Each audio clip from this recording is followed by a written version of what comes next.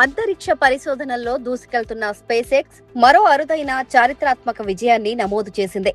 ఇటీవల నిర్వహించిన 13వ test flight లో భాగంగా అంతరిక్షంలోకి వెళ్లిన స్పేస్ ఎక్స్ స్టార్షిప్ వ్యోమనౌక తన మిషన్ ను విజయవంతంగా పూర్తి చేసుకుని ఎలాంటి నష్టం జరగకుండా అత్యంత సురక్షితంగా ఇండియన్ ఓషన్ లో ల్యాండ్ అయింది.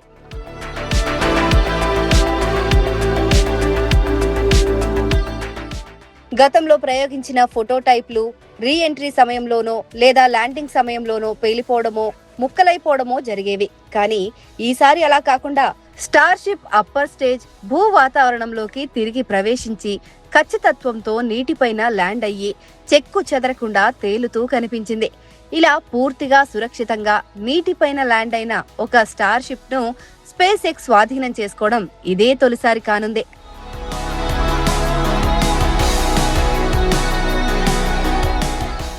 ఈ నౌక నీటిపైన కొన్ని రోజుల పాటు సురక్షితంగా తేలుతూ ఉండటంతో దానిని వెనక్కి తీసుకురావడానికి స్పేస్ ఎక్స్ ఒక ప్రత్యేక రికవరీ నౌకను రంగంలోకి దించిందని ఎలన్ మస్క్ తెలిపారు. ఈ ప్రయోగం ద్వారా Starship navigation systems, flight control, అలాగే తీవ్రమైన వేడిని తట్టుకునే హీట్ షీల్డ్ వ్యవస్థలు ఎంత సమర్థవంతంగా పనిచేశాయో స్పష్టమైంది. సాధారణంగా అంతరిక్ష ప్రయోగాల్లో ఉపగ్రహాలు లేదా సెన్సార్ల ద్వారా వచ్చే డిజిటల్ డేటాతో మాత్రమే అన్ని విషయాలను విశ్లేషిస్తారు. కానీ ఈ స్టార్షిప్ ను నేరుగా ల్యాబ్ కు తీసుకొచ్చి దాని ఇంజిన్లు, స్టెయిన్లెస్ స్టీల్ నిర్మాణం, హీట్ షీల్డ్ టైల్స్ తీవ్ర ఉష్ణోగ్రతలకు ఎలా స్పందించాయో ఇంజనీర్లు నేరుగా పరిశీలిస్తారు. ఈ పరిశీలన ద్వారా లభించే విలువైన సమాచారం భవిష్యత్తులో మరింత బలమైన, మెరుగైన స్టార్షిప్లను తయారు చేయడానికి ఎంతో ఉపకరిస్తుంది.